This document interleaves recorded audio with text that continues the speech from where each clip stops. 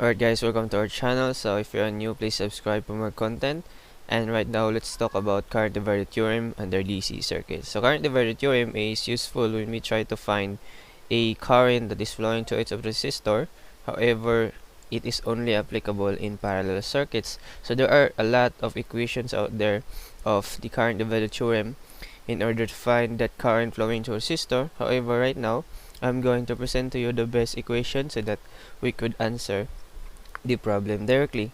So we have here a parallel circuits. We have a DC voltage source.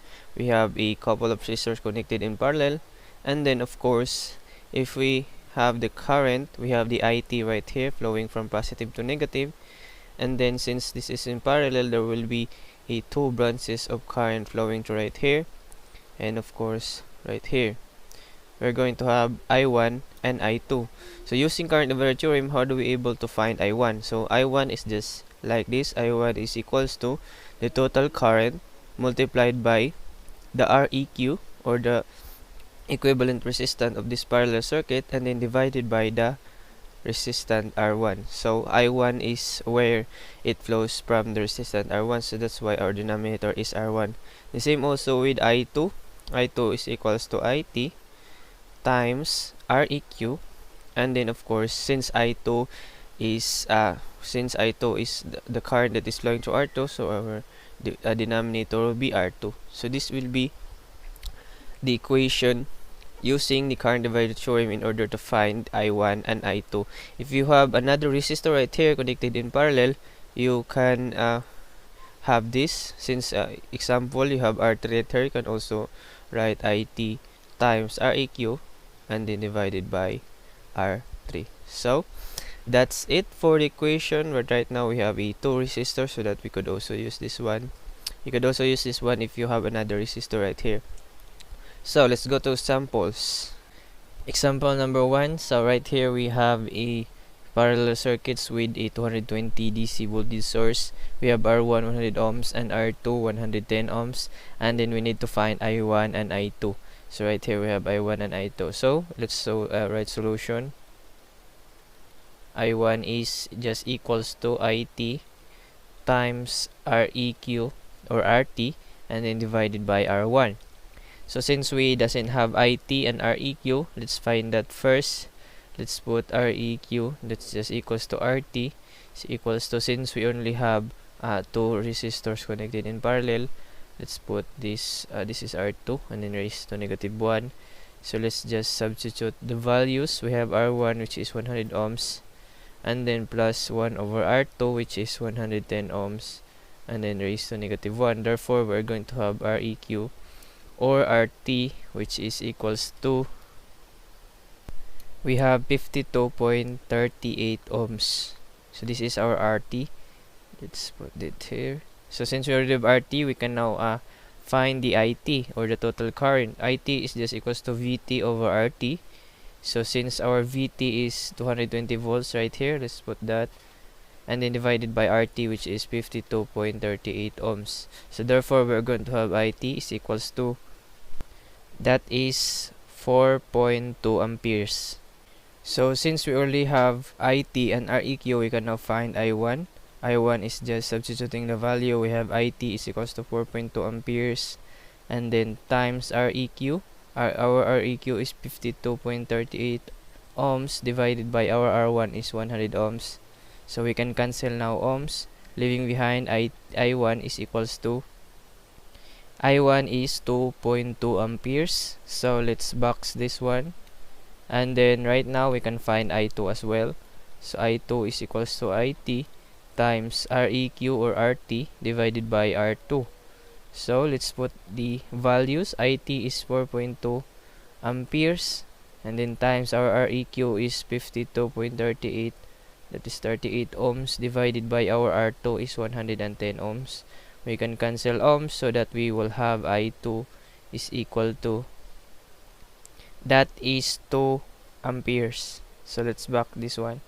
So basically, we can check this if our answers are correct. So always think of that in the parallel circuits, our IT is just equals to I1 plus I2. So our IT is 4.2 amperes, and then our I1 is 2.2 amperes, and then plus our I2 is 2 amperes. So simplifying, that would be 4.2 amperes. So therefore, our I1 is correct and our I2 is correct. So that would be our answer for this one. Let's go to example number 2. So we have here example number 2. You need to find I1, I2, and I3. And then we have a DC voltage source which is 120 volts. And then we have 3 resistors connected in parallel. We have R1 30 ohms, R2 25 ohms, R3 40 ohms. So let's put solution. We need to find I1 first. I1 is equals to IT times REQ divided by R1. So since we doesn't have IT and REQ, we need to find that first. We have here REQ is equals to RT. Since we have 3 resistors connected in parallel, our formula will be look like this, and then plus 1 over R3 raised to negative 1. So let's just substitute the value. Our R1 is 30 ohms plus 1 over R2. Our R2 is 25 ohms, and then plus 1 over R3. Our R3 is 40 ohms raised to negative 1. Therefore, we're going to have RT is equals to, we have 10.17 ohms. So this would be our RT. So right now we need to find IT. IT is equals to VT over RT. So we have VT is 120 volts, RT is 10.17 ohms. So therefore our IT is, we have 11.8 amperes. So this would be our IT. So since we already have RT and IT, we can now find I1. So let's just substitute the values. We have 11.8 for IT, and then times REQ, or REQ is just equals to RT is equals to 10.17 ohms, and divided by R1 is 30 ohms. So we can now cancel ohms, and then leaving behind I1 is equal to, I1 is equals to 4 amperes. So that is our I1. Let's go finding I2. I2 is equals to the same, IT times REQ or RT divided by R2, and then equals, we have 11.8 amperes for IT. Our REQ is 10.17 ohms, and then divided by R2, which is 25 ohms. So we can cancel ohms. I2 is equal to, I2 is 4.8 amperes. So this would be our I2. Let's go finding I3. I3 is equals to IT times REQ divided by R3. So let's substitute. That is equals to 11.8 amperes times REQ, 10.17 ohms divided by RT is 40 ohms. And we can cancel ohms. I3 is equal to, that is 3 amperes. So right now we can check if our answers are correct. So we have IT is equals to I1 plus I2 plus I3.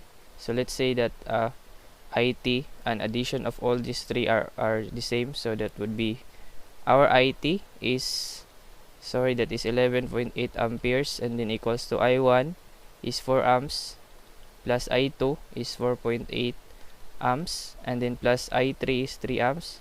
So therefore we are going to have 11.8 amperes is equals to 11.8 amperes. So therefore I1, I2, and I3 are correct.